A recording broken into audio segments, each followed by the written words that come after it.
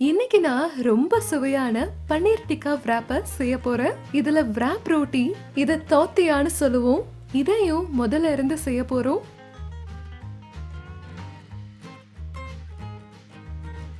Paneer tikka wrap செய்ய முதல்ல பன்னீரை மேரினேட் ஆக விடலாம். இங்க நான் 2 டேபிள் ஸ்பூன் கெட்டியான தயிரா எடுத்திருக்கேன்.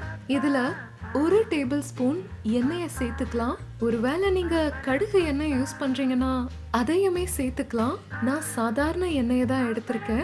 இப்ப கடலை மாவை சேர்த்துக்கலாம். கடலை மாவு நல்லா பைண்டிங்காக உதவி செய்யும். லேசா வறுக்கப்பட்ட கடலை மாவா எடுத்திருக்கேன். பச்சை கடலை மாவை பரிந்துரைக்க மாட்டேன். 2 டீஸ்பூன் சேர்த்துக்கலாம். இப்ப இது கூட சில மசாலா பொருட்களை சேர்த்துக்கலாம். இப்ப என்கிட்ட 1/2 டீஸ்பூன் காஷ்மீரி மிளகாய் பொடி இருக்கு. இது நல்ல கலர் கொடுக்கும். கொஞ்சம் மஞ்சத்தூளை எடுத்திருக்கேன். இது சீரக பொடி, இது சாட் மசாலா, இதையும் எடுத்திருக்கேன். இது மாங்காய் பொடி. இதை எல்லாத்தையுமே நான் ஒரு டீஸ்பூன் எடுத்திருக்கேன். கரம் மசாலாவை 1/2 டீஸ்பூன் எடுத்திருக்கேன். ஒரு சின்ன துண்டு இஞ்சும் 3 பல்லு பூண்டும் எடுத்திருக்கேன். உங்களுக்கு வேணும்னா நீங்க இஞ்சி பூண்டு பேஸ்ட் கூட யூஸ் பண்ணலாம். ரெடிமேடா மார்க்கெட்ல கிடைக்கும். உப்பை சேர்த்துக்கலாம். நான் பாதி எலுமிச்சை பழத்தோட சாறை சேர்த்துக்கிறேன். இது கூட 2 டீஸ்பூன் கஸ்தூரி மேத்திய சேர்த்துக்கலாம். இது பன்னீர் டிக்காக்கு நல்ல மணத்தை கொடுக்கும். இதை எல்லாத்தையும் நம்ம கலக்கிக்கலாம். உங்களுக்கு வேணும்னா கருப்பு உப்பை கூட பயன்படுத்தலாம். இப்ப இதுல பன்னீரை சேர்த்துக்கலாம். இங்க என்கிட்ட 200 கிராம் பன்னீர் இருக்கு. இத நல்லா நீளமா வெட்டி வச்சிருக்கேன். இப்ப பன்னீரை 20-25 நிமிஷத்துக்கு விட்டுறலாம். அதுக்குள்ள தோத்தியா மாவை தயார் பண்ணிக்கலாம். wrap ரொட்டி தோத்தியா தயார் செய்ய இங்க நான் 1 கப் மைதா அப்புறம் 1/2 கப் கோதுமை மாவை எடுத்திருக்கேன். உங்களுக்கு வேணும்னா சாதாரண கோதுமை மாவை யூஸ் பண்ணி கூட தயார் பண்ணலாம். ஆனா மைதா பயன்படுத்தும் போதுதான் நல்ல ஒரு முறுமுறுப்பு கிடைக்கும். நான் கொஞ்சம் கருப்பு எள்ளை சேர்த்துக்கிறேன். 1/2 டீஸ்பூன் தான் எடுத்திருக்கேன். இப்ப உப்பை சேர்த்துக்கலாம். அடுத்ததா 1 டேபிள் ஸ்பூன் எண்ணெயை சேர்த்துக்கலாம். இது மோயனாக வேலை செய்யும். ரோட்டி ரொம்ப நல்லா வரும். இப்ப எல்லாத்தையும் கலக்கிட்டு மிருதுவான மாவா தயார் பண்ணிக்கலாம். இதுக்கு மேல கொஞ்சமா எண்ணெயை தடவிட்டு 15 நிமிஷம் வரைக்கும் அப்படியே விட்டுறலாம். 15 நிமிஷம் ஆயிருச்சு.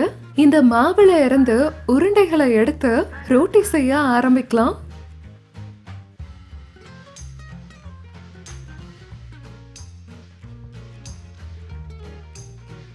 பாருங்க, இப்ப நம்ம சப்பாத்திய சூடான தவால சுடலாம். இத மொறுமொறுப்பா ஆகிற வரைக்கும் சுடமாட்டேன், இல்லாட்டி மடிக்க கஷ்டமா இருக்கும். இதுல கொஞ்சமா எண்ணெய சேர்த்துக்கலாம். இத வெண்ணெய் இல்லாட்டி நெய்ய பயன்படுத்தி கூட சுடலாம். பாருங்க, லேசான பொன்னிறம் வந்திருக்கு. இது வரைக்கும் இத சுட்டா போதும். எல்லா தோத்தியா wraps-ம் ரெடி ஆயிருச்சு. இப்ப பன்னீரையும் கேப்சிகத்தையும் வறுத்துக்கலாம். நான் கொஞ்சமா 2 டீஸ்பூன் எண்ணெயை எடுத்திருக்கேன். இந்த எண்ணெயில முதல்ல நான் கலர் கேப்சிகத்தை லேசா வறுத்துக்கிறேன். வெறும் 30 செகண்ட்ஸ்க்கு தான்.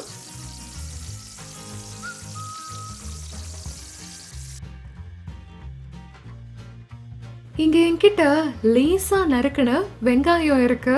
இதையுமே 30 செகண்ட்ஸ் வரைக்கும் லேசா வறுத்துக்கிறேன். வெங்காயத்தோட பச்சை வாசனை போறதுக்கு தான் இப்படி பண்றேன்.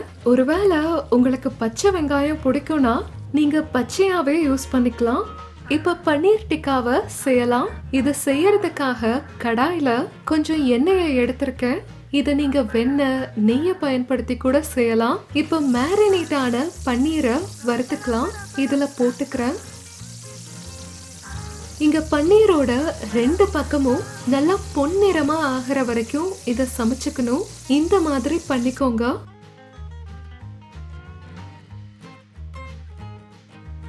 பாருங்க, பன்னீர் டிக்கா wrap செய்ய தேவையான எல்லா பொருளும் ரெடியா இருக்கு. இப்ப சீக்கிரம் wrap செய்யலாம். நம்ம முன்னாடியே தயார் செஞ்சு வச்சிருக்க தோத்தியா wrap-ஐ எடுத்துட்டு அதுல கிரீன் சட்னிய தடவிக்கலாம். இது சாதாரணமா செய்யக்கூடிய கொத்தமல்லி புதினா சட்னி தான். டொமேட்டோ கெச்சப் பிடிக்கும்னா அத கூட தடவிக்கலாம். கொஞ்சமா மயோனஸ் தடவிக்கலாம். நீங்க சீஸ் பிரெட்டை கூட பயன்படுத்திக்கலாம். அடுத்ததா சில சாலட் இலைகளை வச்சுக்கலாம். இப்போ இதுக்கு மேல நம்ம முன்னாடி தயார் பண்ணி வச்சிருக்க பன்னீர் டிக்காவை சேர்த்துக்கலாம். கூடவே கொஞ்சம் கேப்சிகம் சேர்த்துக்கலாம்.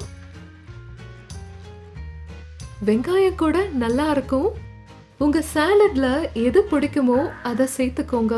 முட்டைக்கோஸ், கேரட் அப்படின்னு எது வேணாலும் பயன்படுத்தலாம். அடுத்ததா சில தக்காளிய வச்சுக்கலாம். கடைசியா இதுக்கு மேல கொஞ்சம் சாட் மசாலாவை சேர்த்துக்கலாம். இப்ப இந்த wrap-அ மடிச்சுக்கலாம். முதல்ல கீழ்ப்பகுதிய உள்ள எடுத்துக்கலாம். சோ நம்ம உள்ள வச்சிருக்க ஸ்டஃபிங் பாட்டம்ல இருந்து வெளியில வராது.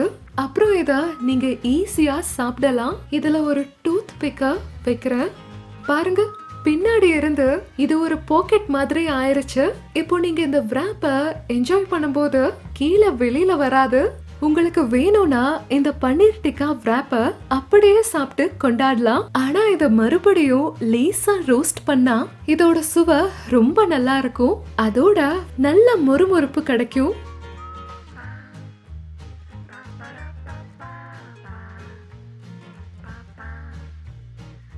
இந்த wrap-அ நான் ஃபாயிலை பயன்படுத்தி wrap பண்ணிக்கிறேன். ஆனா அதுக்கு முன்னாடி டூத் பிக்கை எடுத்துக்கலாம். பார்க்கும் போதே வாயில எச்சி ஊற வைக்கிற பன்னீர் டிக்கா wrap தயாராயிருச்சு.